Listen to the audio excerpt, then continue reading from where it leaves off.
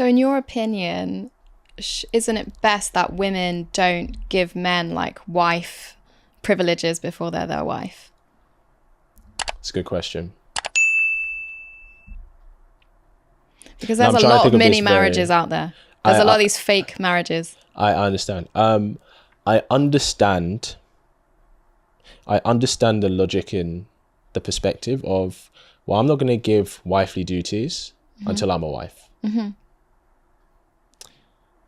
But the reason I disagree with that, I knew there was a but. I could see it. There is a but. And maybe I'm biased, and maybe it's because of my career, but okay, I'm an actor, right? It would make no sense for me to go to an audition and be like, I'm not going to show you I can do the role until you give me the role. That makes no sense. I have to show them that I can do the role for them to give me the role. I have to show that I can sing this song in the way that they want it before they can give me the responsibility of headlining the show. Right? Before you can choose him to be a husband, you're looking for those husband qualities. You're like, does he make me feel safe? Does he provide for me? You can find that out without necessarily like having to play husband and wife. Like exactly the scenario you were talking about before, when it's like, is he going to take me home safely? Sure. Is he going to find the restaurant, you know, easily? Like all these things. I think it's about exhibiting those qualities. Yes. So it's not about maybe there's not doing it to the same extent. So I'm not saying, okay, it's the second day and you should be like doing his laundry. Like I'm not saying that necessarily. I've had a girl do that before. Did you marry her? We were in a relationship, yeah. Okay. Well, but I think it's, if you're like, oh, do you know what it's like? It's like when a woman says, I'm only going to be feminine when a man is in his masculine. It's like, well, that just doesn't seem like it's you then. It doesn't seem authentic because surely who you are is going to be regardless of who you're with. And surely just you being who you are is going to attract the right person to you. But that's different because like I'm in my feminine because I'm a woman. I'm not going to be doing your laundry because I'm not your wife. Like, I get that. But like, you don't, just because you're a woman, that doesn't mean you have to be in your feminine. There are plenty of women who are in their masculine. There are plenty of men who are in their feminine. Very true. But I think it's a lot easier when we are I agree. in where we're meant to be. Yeah. I think basically how you want to show up in your marriage, in the courting process, you should choose to be showing up in that way as well, because you're saying, this is what it's like if you're going to be with me. And I think he should do the same. Like, because the guy's not going to be like, well, I'm only going to pay for the date when we're married. That doesn't make sense. No, because he's pursuing the woman. But you want him to show those qualities, right? Yeah. Your analogies are challenging me, but I do agree with the principle of them. But I don't, I agree with the principle. And I think maybe if you got down to the nitty gritty, you know that I'm referring to like physical things and stuff, like physicality. Oh, you mean like sex? Yeah. So should a woman have sex with a man before marriage? Yeah. If she wants to marry this man. Oh, I really think that's down to the woman. Some women want to wait till marriage. Some are happy being physically intimate before then. I think that's really dependent on the person.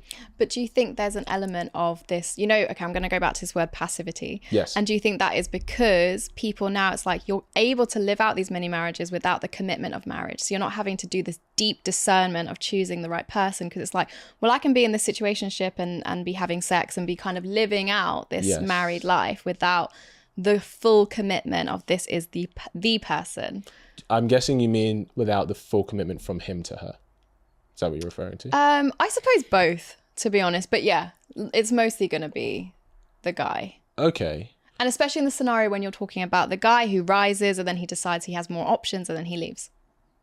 Yeah, but I was talking about more if she's with him before he achieves greatness. Yeah, he's her ride or die. Yeah, so he's going to be like, well, I want to give you the world because you've been there. Yeah, okay. And I'm saying if he's already there, yeah. And then a woman's like, give me the world. He's like, whoa, baby girl. Yeah, we went off on a tangent actually, because that was from the potential question. Yeah, do you see what I'm saying? Yeah. In regards to being physically intimate, I think, I think, and correct me if I'm wrong, I think subliminally you're kind of saying, if a woman just gives a man all the sexual intimacy that he wants, before he's made any level of intentional commitment, like, should she do that? Does it help her? And I agree, it doesn't help her. Okay. I think it depends, because everyone's different. So there are people who want to wait till marriage. There are people like, I'll only be intimate when we're in a relationship. Some people like, let's be intimate day one. Do you know what I mean? I don't think that helps for commitment if you do that. But I think sexual progression is the best way, because that's what makes a man continue to reinvest in a woman. It's kind of like playing Super Mario. It's like if he's getting to level 1, level 2, level 3, and he wants to get to level 10, he's going to continue, right? But if you give him level 10 straight away... 100%. You don't need those cheat codes. You want to work for it. Right. Yeah. But then at the same time, I think for many men, if they're stuck on level 1 and they see no progression, they think, well, I can't make it to level 10. What about if they know the clear progression of like... If they know what? You know, like if the woman says no sex before marriage, especially from like a faith perspective or something, then they know that there's a... Well, then that's different. And then he's like, okay, well, if I'm going to pursue this, then I know that there's no sex before marriage. Yeah. So, so if he knows that, and if he's a man who obviously should respect a woman's boundary, if he says that, then he goes in with the understanding that there is no sex before marriage. Because see, this is why I go back to the confusing word of like modern dating, is because I think that a lot of people are like living out these fake marriages. Yeah. And it is confusing because the woman thinks that the man's completely in and then gets completely blindsided when 7 years down the line he breaks up with her. Why? Oh, as in they're in a relationship for 7 years? Mm-hmm. Yeah, but he could be completely in up until that 7th year. He could have been completely in? Up until that 7th year, yeah. Ah, okay, you need to explain that to me, because I feel like women invest, and when they invest time and feelings, it's like they want to see that the fruits of the investment. I get that, but you know the irony is women break up with men more than men break up with women. Really? Yeah, women break up with men 80% of the time. I've heard that about divorce. Yeah, but it's including relationships. Wow. Okay. Like divorces. So it's like 70 to 80% of divorces are initiated by the woman, but also in relationships. So why do you think that is? I think a big reason why. Okay, when it comes to marriage, I think we have an unrealistic expectation of our spouse. Mm-hmm. I think we expect our spouse to be our biggest teacher. We expect our spouse to be our best student. We expect them to be the most, the person who is able to talk with you the most, the person who's able to listen with you the most. They have to be the best person we can go shopping with, but also the best person we can fight a war with. And this makes sense now, because obviously women, we're so much more relational. So we have a lot of these relationships in our lives, and then men often can really pour. I think I saw this statistic of that men will more likely say that their wives are their best friends compared to women. Interesting. Mm-hmm. Really? Yeah. Yeah, I think, and you tell, go on. No, I was going to say widows tend to fare better than widowers, because women have more networks, they've got more people that they can lean on. Yeah, I think that's fair. Mm-hmm. I think that, like I said, maybe it's because I have the male perspective, I think women have more requirements from a relationship than men do. I think a woman sometimes wants her clone rather than like someone who's going to complement her. Maybe that's fair too. And I think that, I do think that there's expectations of like, he's going to be my husband and my best friend, but also like my brother and like my sister and like my best girlfriend and best boyfriend all in one. Yeah. And that is definitely something that I've learned, is that like, there are just some conversations that I just don't need to share with my partner. Like it's just. Yeah, 100%. Yeah. I think another reason is back to what we said about how well women are doing. The higher, and this is actually statistically, if the higher she progresses in her career and if he doesn't progress as much, then she's more likely to break up with him, because that, do you know what I mean when I say hypergamy? No. Hypergamy. So it's essentially wanting to choose someone the same level or above you. Okay, yeah. Right. Yeah. Mm-hmm. So she can't fulfill that hypergamous need or drive or desire if she's with a guy who she feels ultimately she's higher than. And so because women are doing better, right? We're earning more, aren't we? Right. I think, yeah. I think that contributes to why they'll end it, because it's like, okay, well, you're not on my level and maybe I can get a man who is on my level or above. So I think that's part of the reason why they're ending it as well. I think as well, though, that women need to be able to see if like, but could he get to that level? Because, maybe he's, I don't know, studying, doing a career change or something. Yeah. But if there's that, again, that just directionless way of being, I think it's really hard. Maybe not even direction. Maybe she's just absolutely killing it in her career and he's doing well, just not as well as her. Yeah. Do you know what I mean? What's the solution there? Well, here's the question I want to ask you. Why can't women step into that role? for a man into the provider role? Hypergamous. The provider role, I think it's because I think a lot of women really struggle with that. You think it's biological? Yeah, I think that obviously, like, us women, like, we have an inherent ability to create life, of course, with you guys. Very true. And this kind of nurturing and this need to create, I think there's like a creative energy that women have that we can only really truly be free to do that when we have like somewhere safe to be able to do it, and that space needs to be provided by a man. That's how I feel about it. Okay. Is that women just naturally are very creative, and like we need to have the freedom to do that. And if you don't have those kind of like, you know, I don't know, Jordan Peterson talks about this in terms of parenting, right? So he says like to have a child just roaming in the desert, that child's not going to be able to, you know, really flourish. You need to have them in a playground that's got the boundaries so that the child knows like where they can really play and create.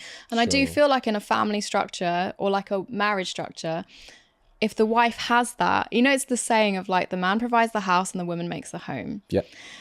I'm not saying that women can't provide or can't earn. Like, I know that they can and they have the drive to do that. Again, I think that comes from this generative drive that they naturally have biologically. And if a woman's not nurturing her family, she will nurture her career. Or she will nurture and she will really go for it. And she'll be able to achieve great things. I guess why... Because if you have, so for example, if you have a woman who does sit more in her masculine, especially for her career, because I think for a lot of industries, in order to be successful, you do have to be quite dominant, quite alpha, quite aggressive. Yeah. You know, and we all have masculine. You need to channel that kind of masculine part of your brain. Right. Yeah. Exactly. Mm-hmm. So if she comfortably sits in it, if she does comfortably sit on it because she's used to doing that for her career. Yeah. I guess. Why is it a struggle for her to sit in that with her relationship, like where provides the house and the man makes the home? Do you know what I mean? Maybe a man who is more in his feminine, and that's what he brings. Do you know Does that work?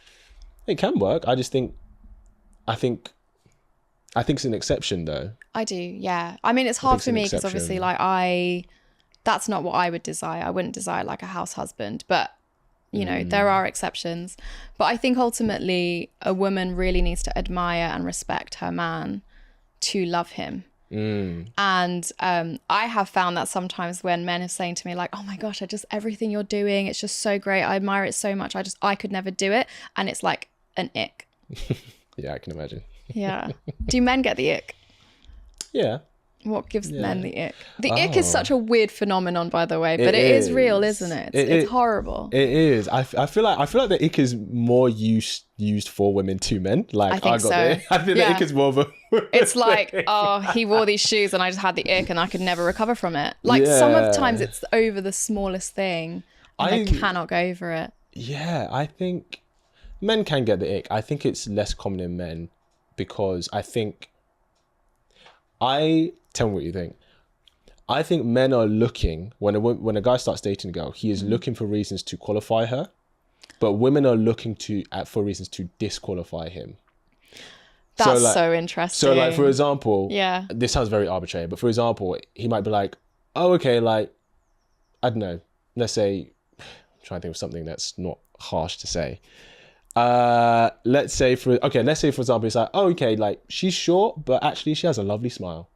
Do you know what I mean? Whereas I think women would be like, he's short, I'm out. Do you know what I mean? Yeah. Okay. Like a guy might be like, okay, like, you know, she chews with her mouth open, but actually, like, you know, we actually have a lot of fun together. Or like maybe she's wearing something really nice. Men are doing that. We're looking for reasons to qualify her. But I feel that women are looking for reasons to So a guy can have all these things, but he's wearing those whack pair of shoes and I'm gone. Do you know what though? Is like the biggest thing I think a woman gets advised about is like always assume positive intent with the man.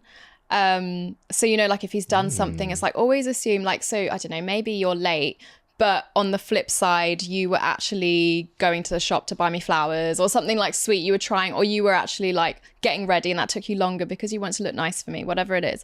And it's interesting because I've been looking at the attachment styles. Oh, yes. You know, like anxious, avoidant. And there's this little chapter that says like women naturally have a secure attachment with their dogs. Okay, so wait for it, right? So like your dog can just be like a little terror, can do something crazy, like you know, rip up the sofa, eat your pair of shoes that you love, and you still love that dog. You don't look at that dog and you're like, you did that to, you know, like whatever, to make me suffer. You did that. You know, you're just saying like, that was a bad thing that you did, but I know you still love me. I know you're my dog, whatever. I know it's a dumb example, but like, if you can play that with your man, it's like assuming positive intent. But with the man, like if the man, I don't know, for some reason ruins the sofa, spills something on it, you're just pissed off. Yeah. And there's like no love. There was like no original love. While with the dog, it's like, oh, bless you. Like, that's really annoying. I'm annoyed you did that, but I still love you. Very true. I think she obviously has very different expectations of the man and the dog. Of course. But there's like a kind of like an inherent love, I suppose. And like, I don't know if it's unconditional or what, but it's just like assuming that positive. Well, exactly what you're saying, that the woman's more likely to say, oh, this is bad, full stop. Yeah. Rather than this is bad, but he was amazing to me yesterday. Hope you really enjoyed that clip. If you want to watch the full episode where that clip is from, then I want you to click right here where you can watch the full episode. And if you're ready to claim your man today, enroll in my program below, and I'll see you there. Wishing you an amazing day.